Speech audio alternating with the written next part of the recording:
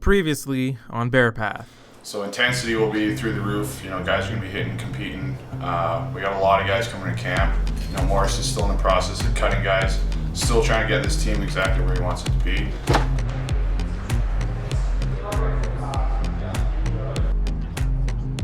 He's working hard. Let's go, Lucky! The only thing that matters, and we've talked about this for 3 years, just the 5 seconds in front of you. Squeeze with the elbows, gator roll. Roll is very important on the whistle. Catch him, catch him, catch him! There's enough talent to win now.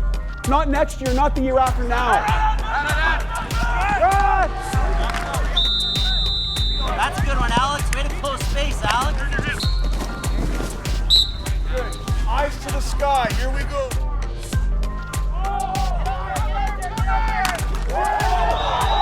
Worry about what's in front of you and care about the people in this room. Care enough to sacrifice yourself for them, we're going to be just fine.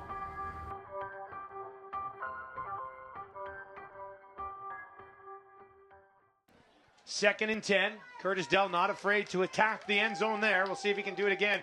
4 receivers this time to the right side of the field. Dell looking over the middle, has some time, goes to the end zone again. Jimmy Ralph, touchdown! Touchdown, Golden Bears! Last year's starting quarterback Curtis Dell has graduated from the program. His departure has left a vacant spot in the driver's seat of the Golden Bears offense and created a battle for the position among 5 talented quarterbacks. I think the expectation pretty much for all of us coming in is you want to play and get to where you want to be. So coming into camp, it's my second year here. Thought I had a pretty good hold of the playbook, so just trying to progress off that, create more of a leadership role for myself and just try and step into that starting quarterback role for the team. Kubczynski and Scott Pearson are the only 2 players who have the slight advantage of knowing the team's playbook before coming into camp. The other 3 athletes vying for the position are all first-year players. Yet Coach Morris declared it a wide-open competition for the coveted position before camp.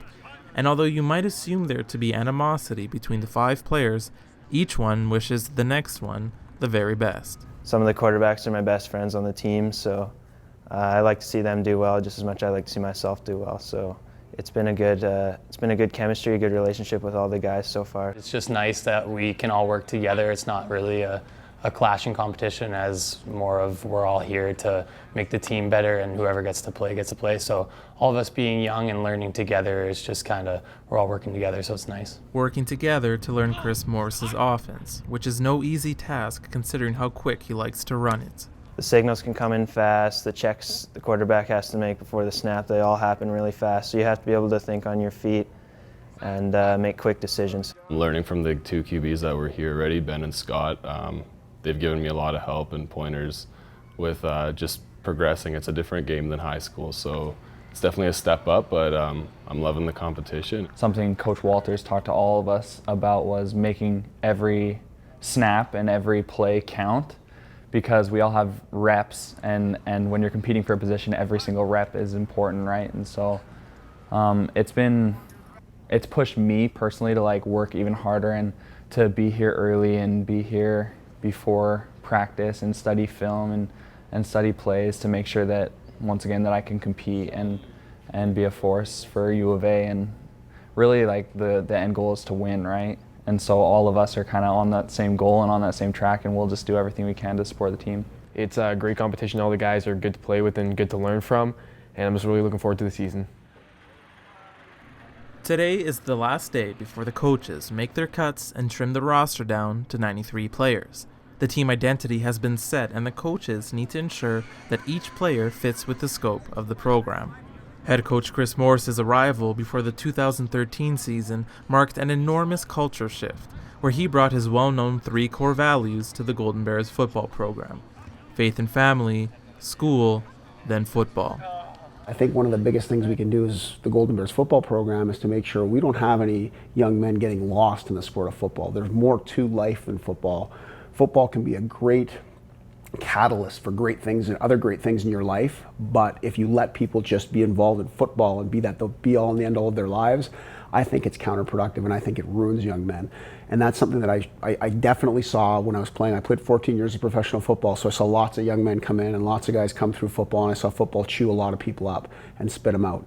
So the goal of our program is to make sure kids get perspective on the sport of football, have them play it, have it give them all the benefits, and not have it sort of chew them up and spit them out.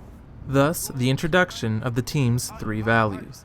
Faith, family being first in your priority system, that is something I think that serves you well wherever you go and whatever you do. I think there has to be something, and when you start having a family, when you start becoming part of something that's so important, it's important that you understand that that has to be your number one priority. You guys give them just a little bit more, all right?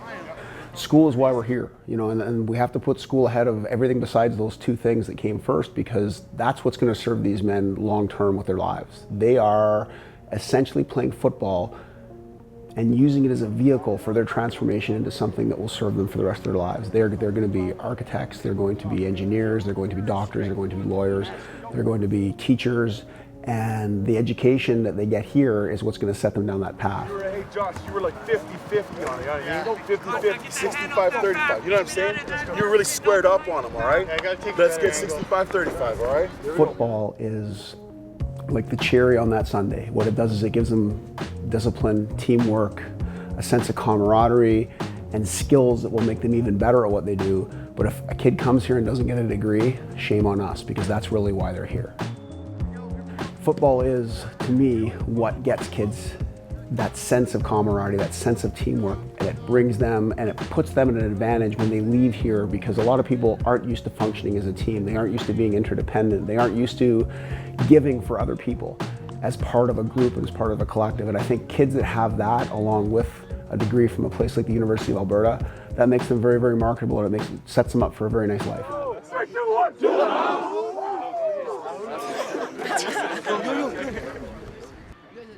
Once the morning practice is finished, players stretch and keep loose to make sure that they are ready for the evening practice, their last chance to impress the coaching staff before the cuts. Although the new recruits and first-year players have already made their mark. I think just the level of competition they bring. I think maybe that's something that's pretty special this year, is that these guys are coming in competing right away for significant playing time, and anytime you get that type of competition within your groups, it elevates everybody. And to see the veterans respond the way they're responding, and the young guys keep coming, that's only going to bode well for us. That's probably excites me the most. There you go. Yeah, we've had a really good camp. I think our shift in philosophy away from being very, very physical every single practice we play to having learning tempos in the morning and having special teams walkthroughs and learning sessions, and then in the afternoon really competing with one another. I think it's allowed us not only to learn at a better pace, but I think it's also allowed us to compete at a higher level in the afternoon, because our kids know exactly what to do. And we've been really excited to see the progress of the young men. Like when you look at them athletically and you look at how far they've come through our strength and conditioning program, you know, Coach Smith Wright, who's our strength coach, and Coach Neville Wright, who's our speed coach, they've done an outstanding job. And they, you know, the longer these kids are here, the better and better they're going to get. So it's quite gratifying to see the product out in the field right now. Come on, drivers.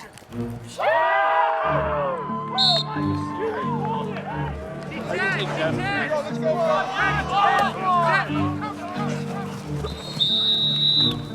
What's going on, bro?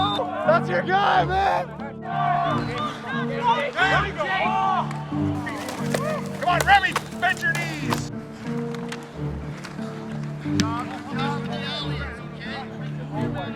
Okay, freeze, help up.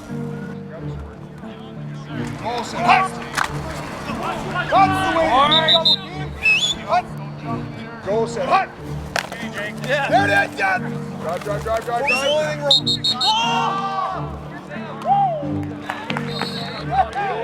There you go. Towards the shoulders.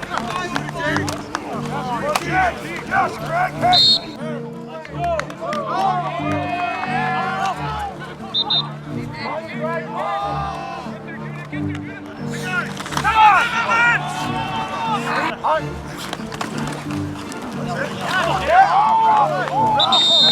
Stay up.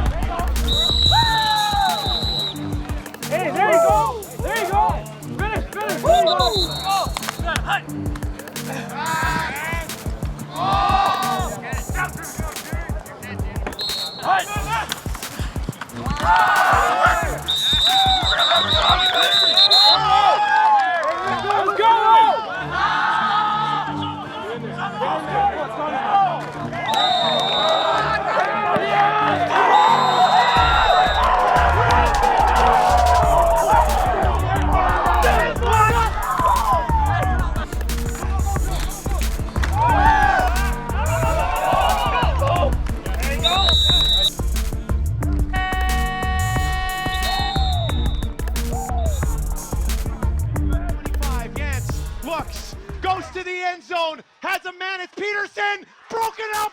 That's broken up by Tack Landry! The Golden Bears defense shuts it down! Make it 2 wins in a row for Alberta, and they are one step closer to a Canada West playoff spot. Wow. Unbelievable. I can't believe I'm saying this, Doug. You may want to sit down. The Golden Bears are a game above 500. No, Think about that for a second. With what we've watched the last 4 years, this is remarkable. And something, let me tell you, that Chris Morris called at the beginning of the season when he said, not only do I think we can win a game, but I think that we could be in a playoff hunt. A lot of people laughed.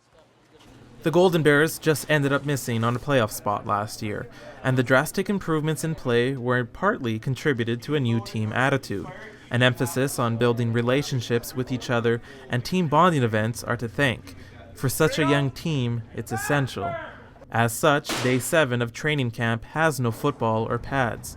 They are training with the Edmonton Police Service. Come on, Hogan! You got a strap? That's pretty convenient.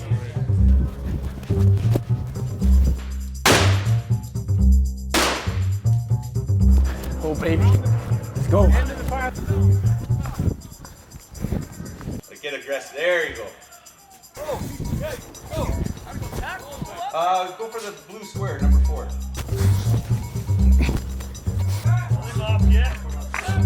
Good work. Oh, nice.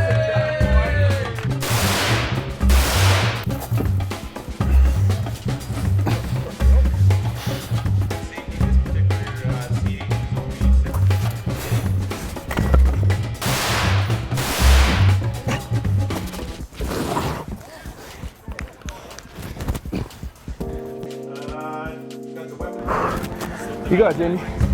You got it, Jamie. You're all right. You're all right. You're all right.